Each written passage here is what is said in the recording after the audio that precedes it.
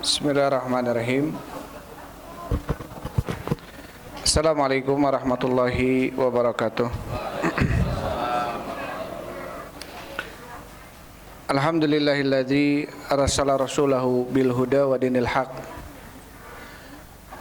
liyudhhirahu 'alad dini kullihi wa kafa billahi syahida wa asyhadu an la ilaha illallah wahdahu la syarikalah iqraran bihi wa tauhida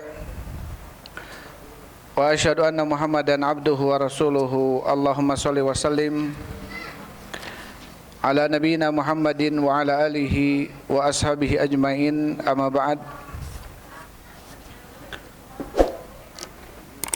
Ikhwan wa akhwati fillah, hafizakumullah, hadirin wal hadirat rahimani wa rahimakumullah.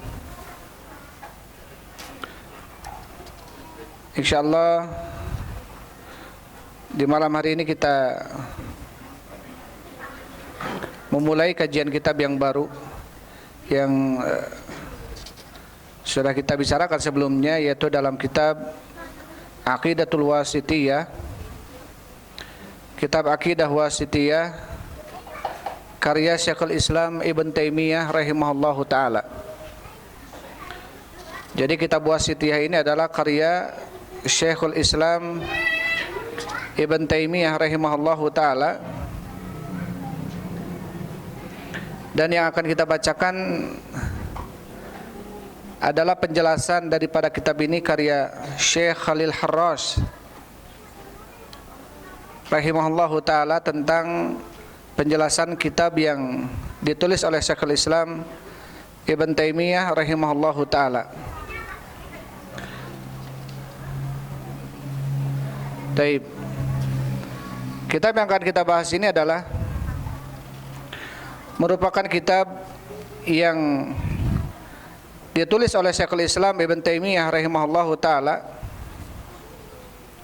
Ketika itu datang kepada beliau para duat atau qudat. Qudat ini adalah hakim-hakim yang berasal dari Wasit. Wasit ini berada di Irak atau Baghdad. Ketika itu mereka, para qudat ini, para hakim-hakim ini kemudian qadhi mendatangi Syekhul Islam Ibn Taimiyah rahimahullahu ta'ala untuk menuliskan bagi beliau sebuah kitab di dalam masalah akidah. Sebuah kitab dalam masalah akidah. Kemudian Syekhul Islam Ibn Taimiyah rahimahullahu ta'ala menunjukkan kepada para qadhi tadi yang datang dari Wasit untuk membaca kitab para ulama terdahulu. Tentunya banyak sekali kitab-kitab para ulama terdahulu tentang masalah kitab tauhid atau kitab akidah. Tetapi para qudat tersebut, mereka, para qadhi yang datang dari Wasit tersebut, mereka hanya menginginkan tulisan atau akidah yang ditulis oleh Syekhul Islam Ibn Taimiyah rahimahullahu ta'ala. Maka kemudian Syekhul Islam Ibn Taimiyah rahimahullahu ta'ala, beliau menulislah sebuah tulisan yang beliau mulai tulisan tersebut dari ba'dal asar, ya, dari setelah salat asar beliau menulisnya, sehingga sesaat beberapa waktu sebelum maghrib, ya, beliau bereskan. Karena kitabnya tipis, ya. Kitab itu tipis, cuman dijelaskan oleh para ulama dengan penjelasan yang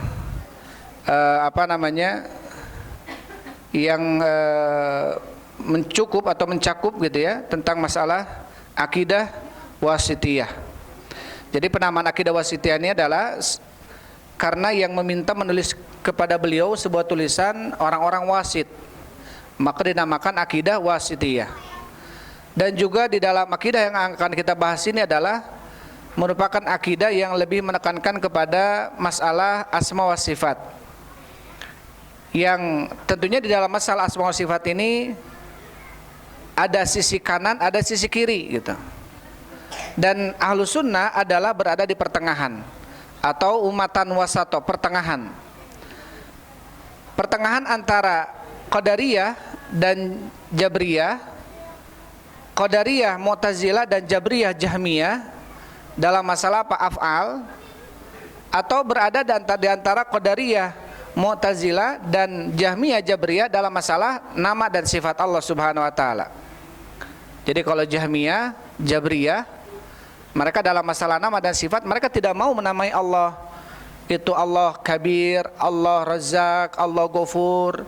Kata orang-orang Jahmiyah Jabriyah, mereka tidak mau menamai Allah dengan Mutakallim, dengan Razzaq, dengan Ghafur, Rahim. Waalaikumsalam warahmatullahi wabarakatuh. Mereka tidak mau menamai itu. Alasan mereka karena apa? Karena khawatir mereka menyerupakan Allah dengan makhluknya. Ya. Khawatir menyerupakan Allah dengan makhluknya. Padahal ini salah. Ya, dan wasitiyah ini pertengahan di antara apa? Di antara orang-orang Jabriyah, Jahmiyah dan Mu'tazilah Qadariyah. Mu'tazilah dalam masalah nama dan sifat, mereka ada yang menamai ataupun ada yang menamai Allah dengan nama-namanya sebagian, tetapi juga menafikan nama-nama sebagian yang lainnya. Kalau Jahmiyah semuanya dinafikan, Jabriyah, kalau Qadariyah, Mu'tazilah hanya menempatkan ataupun menetapkan nama-nama sebagian bagi Allah Subhanahu wa taala. Maka kita berada ya di tengah-tengah itu.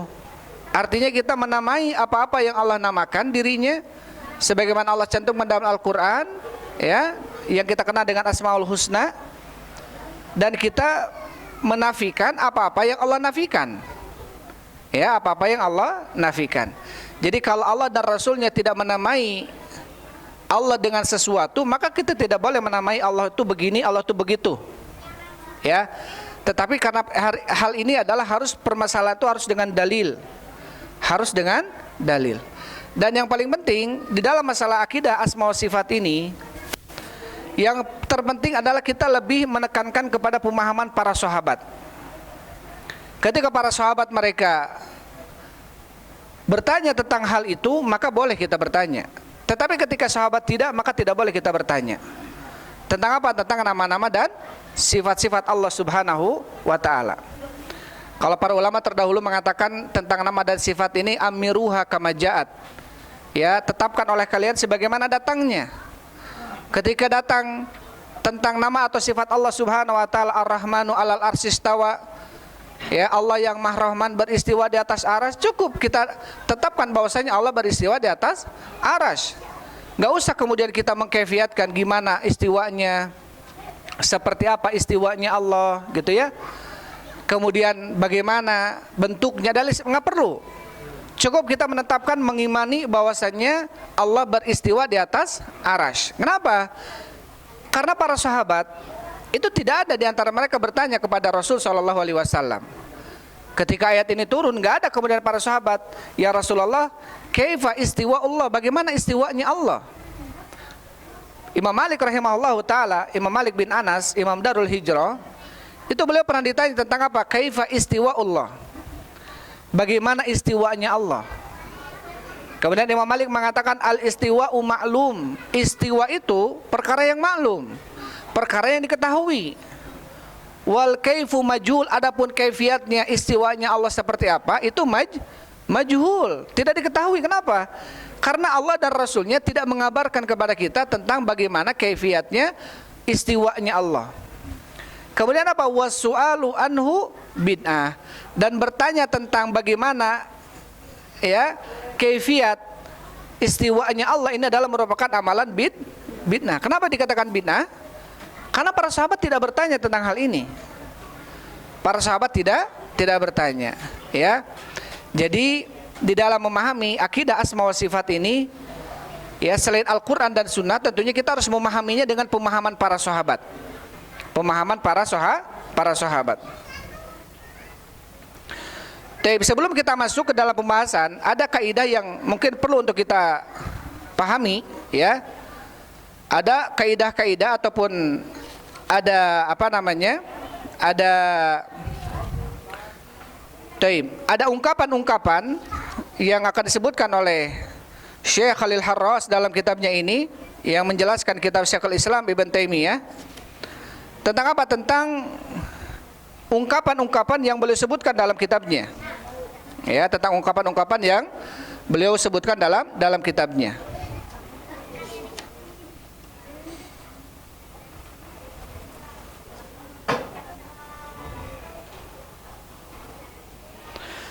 Taib.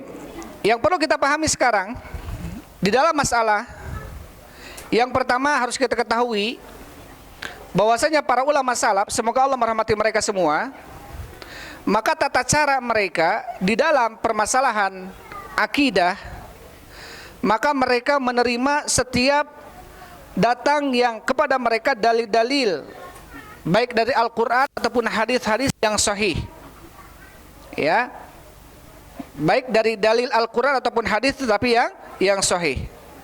Dan mereka tidak membeda-bedakan antara hadis mutawatir dan hadis ahad. Sama hadisnya sahih, walaupun di dalam masalah akidah, maka kita harus menerima hal ini. Ini kita harus sepakati dulu, ya, karena dalam bab akidah ini ada kemudian apa? Sekelompok orang mereka tidak mau mengambil akidah kecuali hadisnya harus mutawatir, ya. Ini yang beda-beda, yang memilah-milah hadis ahad, hadis mutawatir ini bukan dari kalangan Ahlus Sunnah wal Jamaah. Mereka mau memisah-misah, ya, mau mau membuat rancu dalam sebuah ilmu akidah. Seakan-akan ini datangnya mutawatir. Apa itu mutawatir? Mutawatir itu datang hadis itu dari lebih dari 1 atau 2 orang sahabat. Jadi banyakkan sahabat yang meriwayatkannya. Taib. Padahal banyak yang kemudian datang mutawatir dan mereka menerima itu, seperti hadis niat, ya, innamal a'malu binniyat, hadis Umar itu hanya datang dari hadis Umar saja, nggak datang dari hadis yang lainnya. Tapi mereka tidak mempermasalahkan ini, ya, tidak mempermasalahkan ini, padahal hadisnya ahad bukan mutawatir. Maka, ya, tata cara para ulama salaf terdahulu di dalam mengambil dalil, selama dalilnya sahih, maka apa, walaupun ahad, maka kemudian mereka menerima, ya, mereka menerima.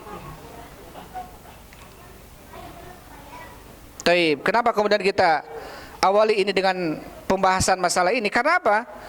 Wa amma tariqatul khalafi ghairul mardiyati siratuhum min ahlil bidah wal ahwa fa la khilafi ma alaihi ulaika salaf. Karena ahlul ahwa wal bid'ah, ya, mereka justru apa? Memilih hadis mana yang ahad, mana yang mutawatir. Tujuannya apa? Tujuannya mereka untuk menolak sebetulnya, ya, untuk menolak dalam bab-bab akidah. Padahal selama hadis itu sahih dengan periwayatan sanad yang sahih, maka kita tidak boleh apa? Menolaknya, ya.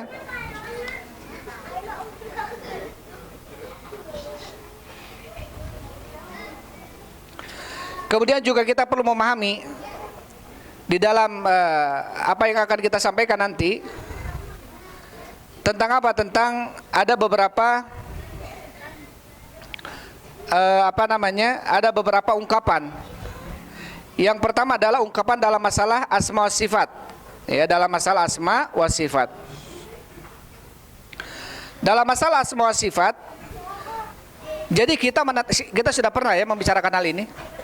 Kita menetapkan nama-nama dan sifat-sifat bagi Allah yang telah ditetapkan oleh Allah dalam Al-Qur'annya atau oleh Rasul dalam hadisnya, tanpa kita mentahrif, ya, tanpa kita mentakyif, tanpa kita mentamtsil, tanpa kita apalagi mentaktil. Dan apa itu tahrif? Taib.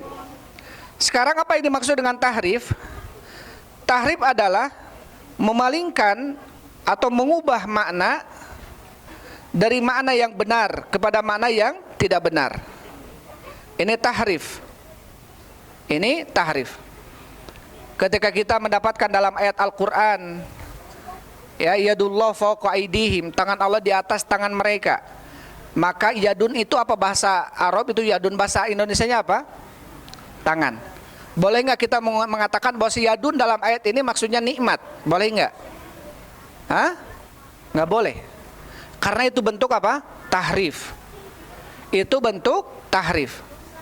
Ketika mengartikan yadun dengan nikmat, waalaikumsalam, itu nggak boleh, karena ini bentuk tahrif. Berarti apa? Memalingkan makna dari makna yang benar kepada makna yang tidak benar. Taib. Atau memaknai makna yang lain, ya. Ar-Rahmanu 'alal arsy istawa. Ar-Rahman, Allah yang Maha-Rahman, beristiwa di atas arasy. Istiwa di sini kata mereka artinya istaula. Istaula itu apa? Menguasai. Boleh nggak kita mengatakan istawa jadi istaula? Tidak boleh. Jadi seakan-akan mereka mengatakan istawa di sini, istaula artinya menguasai arasy.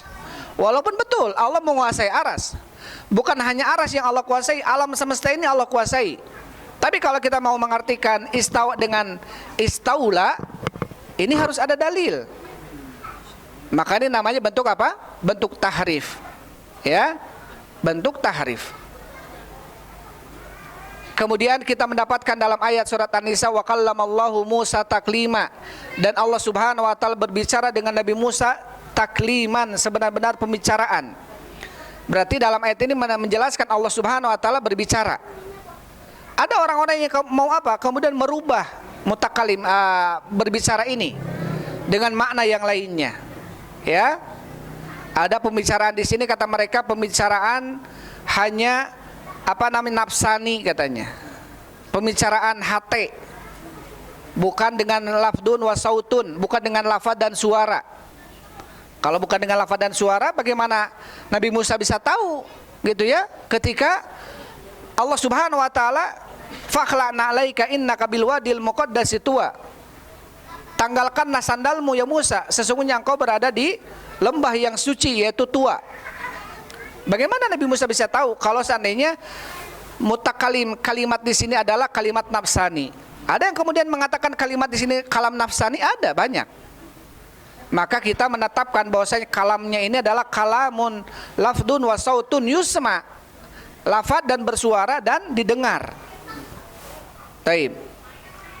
Kemudian yang kedua adalah tadi tahrif. Yang kedua adalah ta'til. Apa itu ta'til? Ta'til artinya meniadakan. Ta'til artinya meniadakan. Tidak mau menetapkan nama-nama dan sifat-sifat bagi Allah. Dia mengatakan, kalau saya mengatakan Allah punya tangan, berarti Allah seperti manusia. Kalau saya katakan Allah berbicara, berarti berbicara seperti manusia. Ya, maka saya tidak mau mengatakan Allah mempunyai nama ataupun sifat. Sehingga mereka mentaktil. Apa itu taktil? Meniadakan, mengosongkan. Wa bi'run mu'attalatin wa qasyrim masyid. Wa bi'run mu'attalah. Taktil ini dari kata atola, utlah. Utlah itu apa artinya? Libur. Libur itu berarti kosong dari pelajaran. Ya, yaumul utlah berarti hari libur, hari kosong. Ya, berarti ta'til ini apa? Mengosongkan. Mengosongkan apa? Nama-nama dan sifat. Mereka tujuannya seakan-akan baik, sepertinya baik. Saya nggak mau mengatakan Allah berbicara. Kalau kita mengatakan Allah berbicara, berarti Allah seperti manusia. Padahal Allah laisa kamitslihi syai', kata mereka. Padahal Allah mengatakan tidak ada yang serupa dengan Allah sesuatu apapun. Saya tidak mau mengatakan Allah berbicara, maka saya mentaktil. Maka saya apa? Meniadakan nama-nama dan sifat-sifat bagi Allah Subhanahu wa taala. Kemudian yang ketiga adalah mentamtsil. Ya, yang ketiga adalah mentamtsil.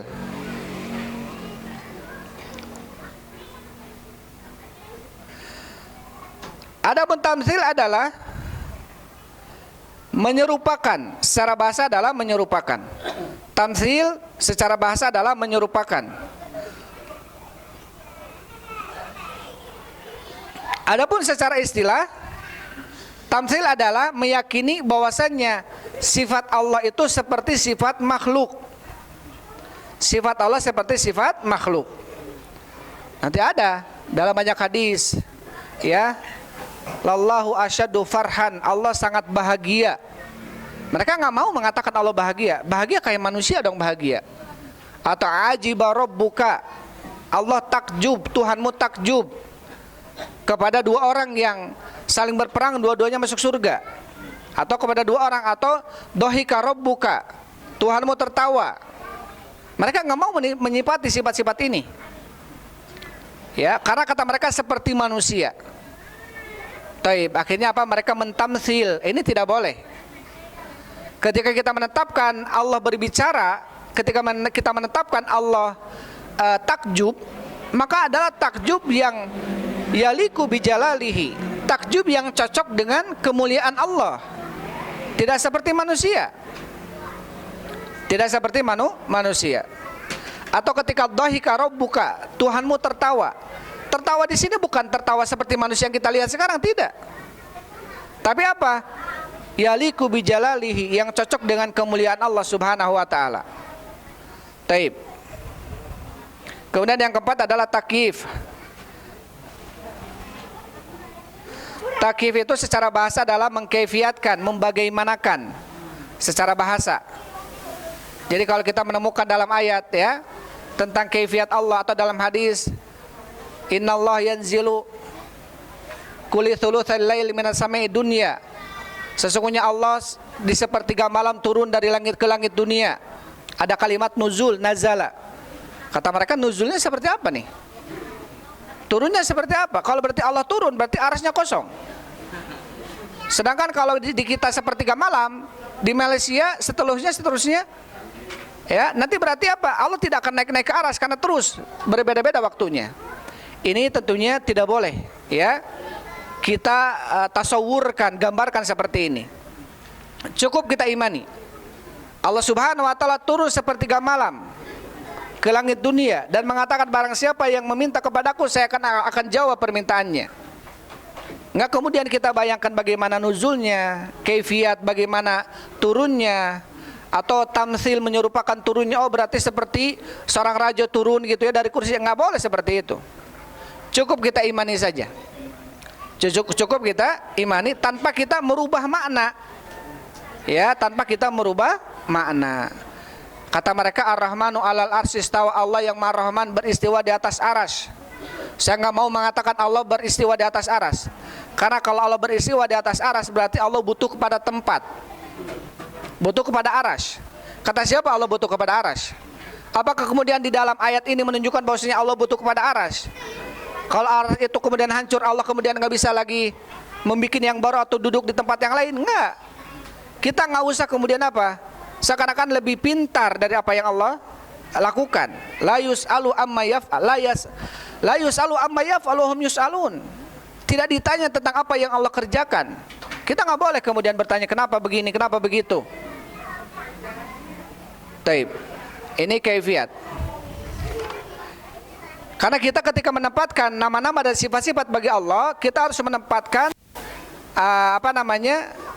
kita menetapkan nama dan sifat bagi Allah sebagaimana yang Allah sebutkan dalam Al-Qur'annya dan oleh Rasul disebutkan dalam hadisnya yang sahih, tanpa mentahrif, tanpa mentaktil, tanpa mentamsil, tanpa mentakyif. Ya, tanpa 4 poin ini.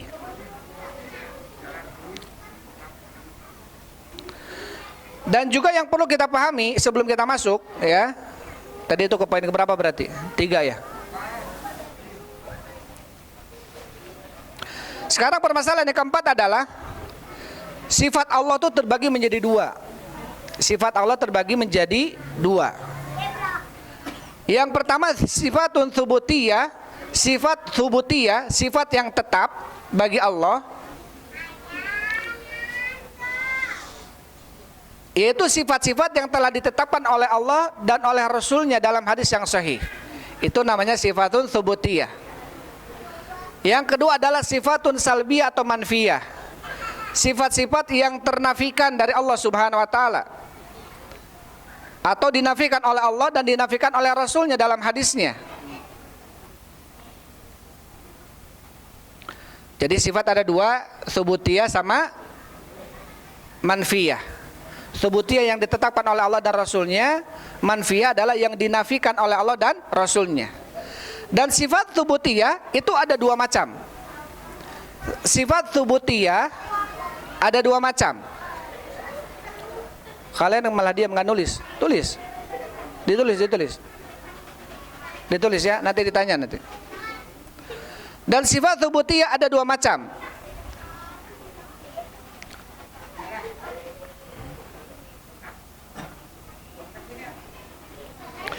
Ada yang sifat yang berkaitan dengan zat. Sifat subutiyah ada dua macam. Yang pertama sifat yang berkaitan dengan zat atau sifat dzatiyah. Yang berkaitan dengan zat atau sifat dzatiyah. Yang berkaitan dengan zat atau sifat dzatiyah, yaitu sifat yang tidak pernah terlepas dari Allah Subhanahu wa taala. Sifat yang tidak pernah terlepas dari Allah Subhanahu wa taala. Artinya Allah selama-lamanya tersifati dengan ini.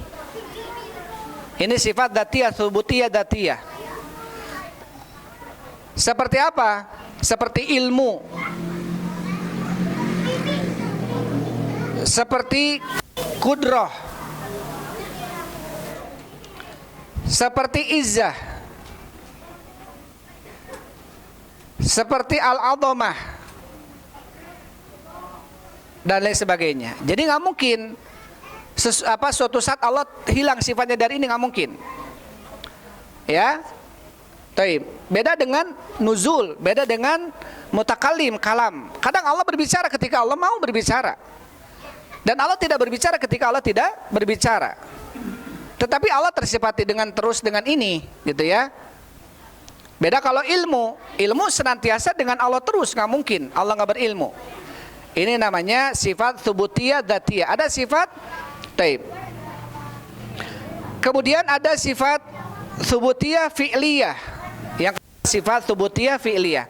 Tadi sifat subutiyah dzatiyah, yang kedua sifat subutiyah fi'liyah. Ya.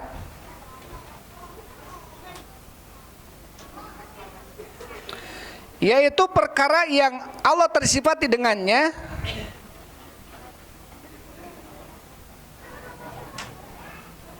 yaitu suatu perkara yang Allah tersifati dengannya,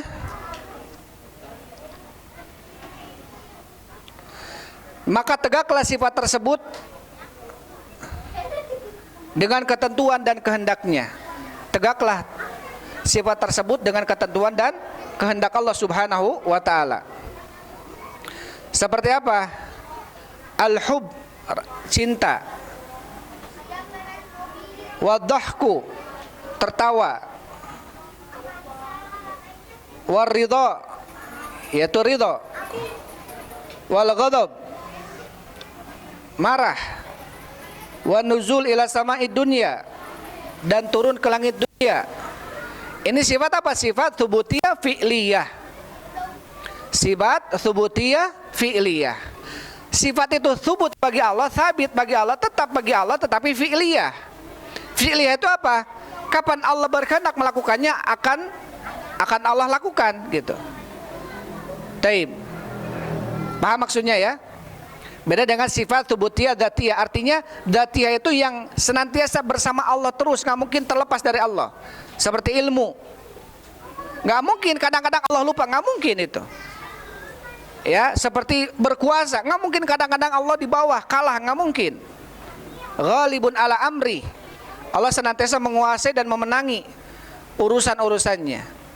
Atau azamah, ya. Taib.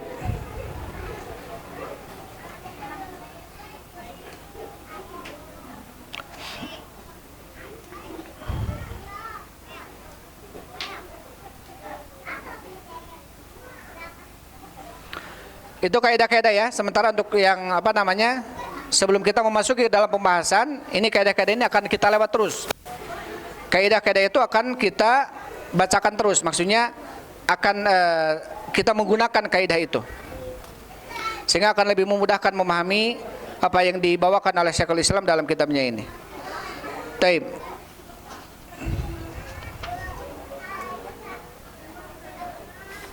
Kemudian di sini disebutkan oleh Syekhul Islam Ibn Taimiyah rahimahullahu taala, bismillahirrahmanirrahim. Kita masuk ya ke pembahasannya. Bismillahirrahmanirrahim. Dengan menyebut nama Allah yang Maha Pengasih lagi Maha Penyayang. Alhamdulillahilladzi arsala rasulahu bil huda wa dinil haqqi liyudhhirahu 'alad dini kullihi wa kafa billahi syahida. Wa asyhadu an la ilaha illallah. Ada kitabnya? Wa asyhadu an la ilaha illallah wahdahu la syarikalah iqraran bihi wa tauhida. Wa asyhadu anna Muhammadan abduhu wa rasuluhu sallallahu alaihi wa ala alihi wa sahbihi wa sallama tasliman mazida. Baik, kita bacakan sampai sana dulu. Di sini di awal kitabnya oleh Syekhul Islam Ibnu Taimiyah rahimahullah taala, Bismillahirrahmanirrahim. Jadi tulisan ini adalah tulisan permintaan sebagian para hakim, ya qadhi dari Wasit dari Baghdad, minta kepada Syekhul Islam untuk ditulis sebuah tulisan mengenai akidah. Maka Syekhul Islam menulislah. Ini ditulis oleh beliau setelah asar, ya, tulisan ini. Dan tulisan ini diawali oleh beliau Bismillahirrahmanirrahim, dengan menyebut nama Allah yang Maha Pengasih lagi Maha Penyayang. Taib. Di sini berselisih para ulama tentang masalah bismillah, ya. Berselisih para ulama tentang masalah bismillah. Apakah bismillah itu termasuk ayat daripada Al-Qur'an, ya, ataukah bukan? Ini perselisihan yang yang klasik dari dulu sampai sekarang. Berselisih para ulama. Apakah bismillah itu termasuk ayat daripada Al-Quran ataukah bukan? Sepakat para ulama, bismillah adalah termasuk daripada ayat Al-Quran, yaitu terdapat dalam surat An-Naml. Terdapat dalam surat An-Naml. Innahu min Sulaiman wa innahu bismillahirrahmanirrahim. Sesungguhnya tulisan itu, surat itu dari Sulaiman. Kata siapa ini? Ratu Balkis, ya. Sesungguhnya surat itu dari Sulaiman. Wa innahu bismillahirrahmanirrahim. Dan sesungguhnya surat itu diawali dengan bismillahirrahmanirrahim. Sepakat para ulama kalau dalam surat An-Naml ini, nanti bisa dilihat, ya, ayat berapa itu? Taib. Jadi sepakat para ulama bahwasanya bismillahirrahmanirrahim termasuk ayat dalam surat An-Naml. Termasuk ayat dalam surat An-Naml. Apakah termasuk ayat di dalam setiap surat yang dibuka dengannya? Karena kalau kita lihat semua surat diawali dengan apa? Bismillahirrahmanirrahim, kecuali surat apa? Kecuali surat Al-Bara'ah atau At-Taubah, ya, kecuali surat At-Taubah.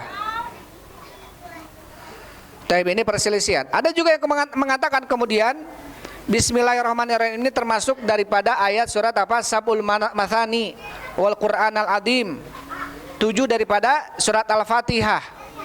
Sehingga kemudian ada yang mewajibkan membaca bismillah ketika sholat, gitu, ya. Ada yang jahar, ada yang tidak jahar. Kalau ini termasuk perselisihan masalah fikih, ya. Kalau Anas bin Malik rahimahullahu taala, Imam Malik bin Anas bin Malik seorang sahabat, Salaitu wara'a Rasulullah wara'a Abu Bakar wara'a Umar wara'a Utsman wara'a Ali falam asma minhum yaqulu bismillahirrahmanirrahim. Aku pernah salat di belakang Rasulullah, di belakang Abu Bakar, di belakang Umar, di belakang Utsman, di belakang Ali, dan aku tidak pernah mendengar mereka mengucapkan bismillahirrahmanirrahim. Jadi langsung Al-Fatihah. Ya, langsung Al-Fatihah. Di sini perselisihan. Taib. Ini perselisihan. Tetapi tentunya bagi seseorang yang mengucapkan bismillah tidak dengan jahar, maka silakan. Yang jadi permasalahan perselisihan apakah jahar dan tidaknya, ya. Ada yang kemudian harus jahar kudu, gitu, ya. Seakan-akan kalau nggak jahar nggak sah sholatnya. Dia bisa-bisa sholat lagi di belakang imam. Taib. Tapi kalau kita melihat para sahabat, mereka tidak menjaharkan bismillahirrahmanirrahim di dalam apa? Di dalam sholatnya. Taib, amrun wasi, ini perkaranya luas, ya, perkaranya luas hal ini.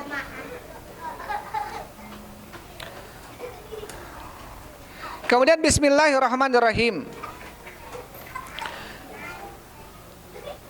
Mengawali tulisan beliau dengan bismillahirrahmanirrahim, ini sebagaimana ayat di dalam atau surat di dalam Al-Quran, maka oleh Allah diawali dengan bismillahirrahmanirrahim. Atau sebagian surat-surat Nabi SAW itu diawali dengan apa? Bismillahirrahmanirrahim.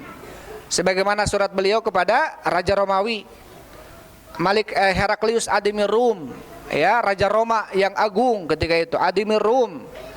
Dituliskan oleh Rasulullah Bismillahirrahmanirrahim. Diawali dengan apa tulisannya? Bismillahirrahmanirrahim. Aslim taslam. Masuk Islam langkau, maka engkau akan selamat. Maka kemudian para ulama di dalam tulisan-tulisan beliau, maka mereka mengawali bismillah, tulisan mereka dengan apa? Bismillahirrahmanirrahim. Litabarruki biha, karena untuk bertabaruk dengan kalimat bismillahirrahmanirrahim. Karena dalam hadis Rasul mengatakan, ya, kullu amrin la yubda bihi bi bismillah fahuwa abtar. Setiap perkara yang tidak diawali dengan bismillah, maka hal itu terputus. Ada anjuran seseorang setiap melakukan semua aktivitas diawali dengan bismillah. Walaupun hadis tadi adalah hadis yang dhaif. Ya, hadis tadi adalah hadis yang dhaif. Bahkan dhaifnya dhaif jiddan hadis tadi, ya. Sampai kalau Imam Malik rahimallahu taala, mazhab Malikiyah tidak usah mengucapkan bismillah ketika wudu karena nggak ada dalilnya.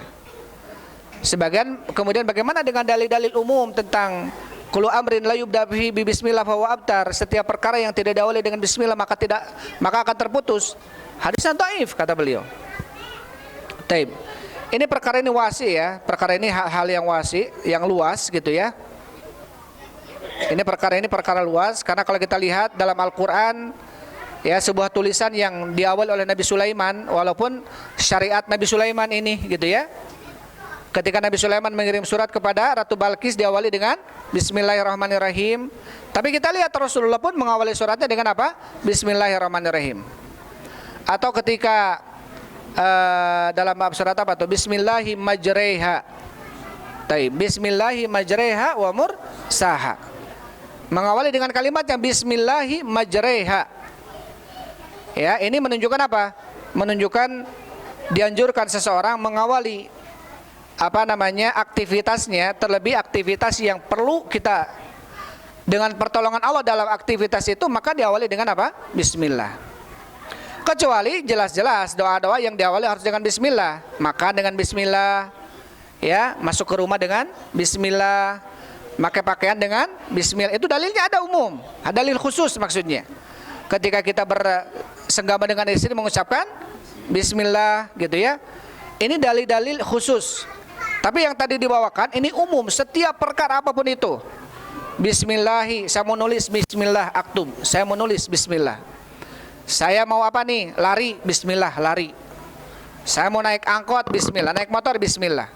Ini ada anjuran, ya, setiap melakukan sebuah aktivitas, terlebih seseorang dia ucapan bismillahnya adalah tabarukan bihi, kita mengambil berkah dengan menyebut nama Allah, maka sebagian mengatakan boleh. Ya, sebagian mengatakan boleh. Bismillahirrahmanirrahim. Bahkan kalau kita lihat, ya, hampir seluruh atau hampir kebanyakan tulisan-tulisan para ulama itu diawali dengan Bismillahirrahmanirrahim.